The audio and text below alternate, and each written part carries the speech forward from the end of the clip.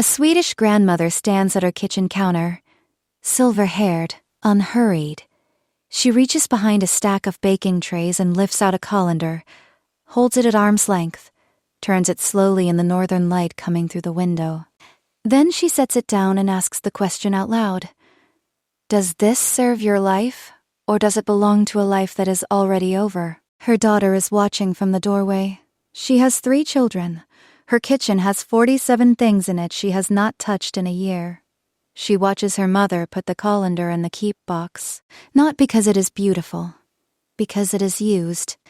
That distinction, simple, quiet, certain, is the difference between a home that breathes and a home that slowly suffocates the people living in it. The grandmother already knows the answer. You are here because you are starting to ask the question. By the end of this video, you will know exactly what the Swedish practice of Döstädning is, the real thing, the philosophy underneath it, and 4 specific principles you can use in your home this week. This is not a video about death. It is a video about what kind of home your children get to grow up in.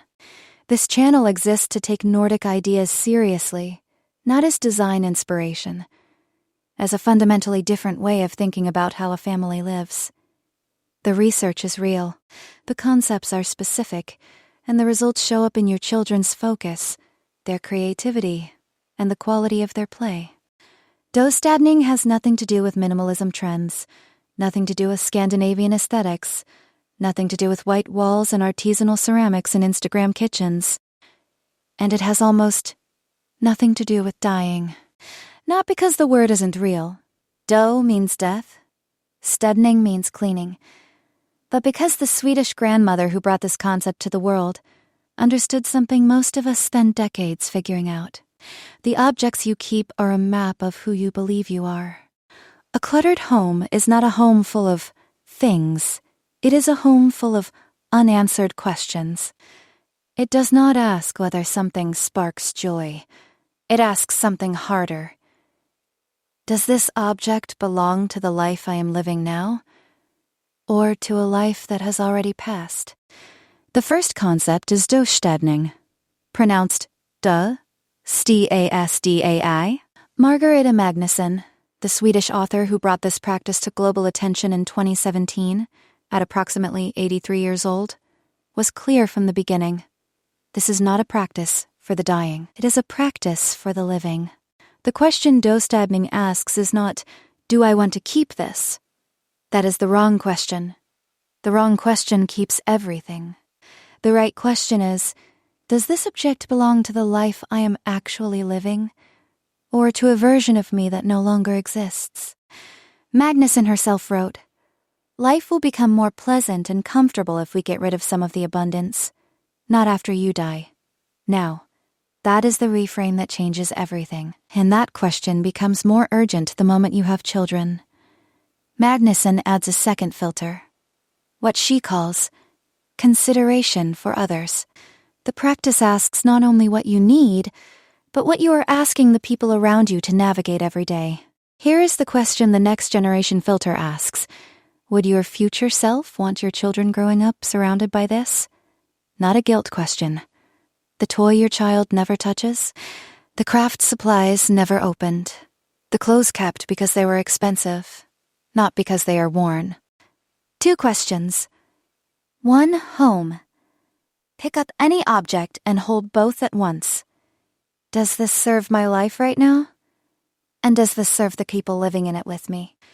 The grandmother's hands move deliberately. Not harshly, not in a hurry.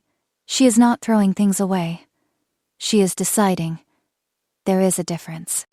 Carnegie Mellon University, 2014. Kindergartners in heavily decorated classrooms spent 38.6% of lesson time off task. In sparse rooms, 28.4%. On tests, decorated classroom children scored 42% correct. Sparse classroom children scored 55%. From wall decorations. University of Toledo, 2017. 36 toddlers, 2 conditions, 4 toys, or 16. Toddlers with 4 toys played twice as long and in significantly more creative, sophisticated ways. The toy industry's growth model works directly against your child's cognitive development. UCLA's Center on Everyday Lives and Families studied 32 dual-income American families. Mothers in cluttered homes showed elevated cortisol, the primary stress hormone, that remained high all day. Fathers in the same homes were largely unaffected. The mental burden of a cluttered home falls disproportionately on women. The United States has 3.1% of the world's children. It purchases 40% of the world's toys. The average American home has 139 toys visible to children. Fewer things, more of everything that matters. The second concept is lagom, pronounced lagom. The closest translation is just the right amount, not too much, not too little. The Swedish proverb says, lagom bäst. The right amount is best. One popular theory traces the word to Viking communal practice, a horn of mead passed around a group, each person drinking their fair share and no more. Lagom. Around the team. Whether etymology or legend, the ethic is real. Moderation is a social virtue, not as deprivation. Lagom is not minimalism. Minimalism is an aesthetic choice. Lagom is a value, the cultural foundation that makes Döstädning possible. The colander stays. It earns its place in the kitchen because it is used. That is lagom. Enough. And not one thing more. Döstädning is not for everyone in every moment. There are objects tied to grief that should not be rushed. There are possessions that carry memory so heavy that it takes real time to set them down. Magnusson knew this. She did not prescribe speed. She prescribed intention. The grandmother sits in her bedroom. On the small table beside her, 2 framed photographs, a book, a single plant.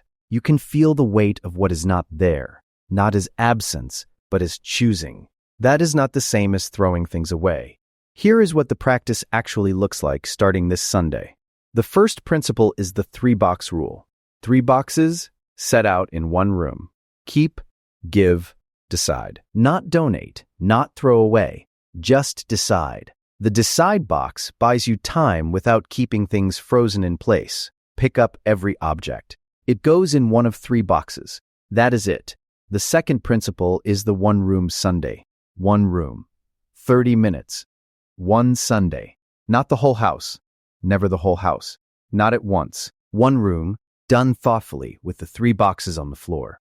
12 Sundays and your entire home has been reconsidered. That is 12 weeks. 3 months. Less time than most people spend thinking about reorganizing. You do not need a lifestyle overhaul. You need 30 minutes and 3 boxes on a Sunday afternoon. The grandmother does not rush. She is trying to decide. The third principle is the toy rotation method. Keep 30% of your children's toys visible and accessible. Store 70%. Every few weeks, rotate the toys that return feel new again. Your child's attention deepens. The floor breathes. Your toddler plays twice as long, more creatively. That is the whole intervention. The University of Toledo research does not require you to reduce what you own. It only requires you to choose what is out at any given time. 4 toys in the room, the other 12 in a bin in the closet. The floor breathes. That is the whole intervention. The fourth principle is the 5 years ago test. Pick up any object and ask, did the version of me who existed 5 years ago make this choice?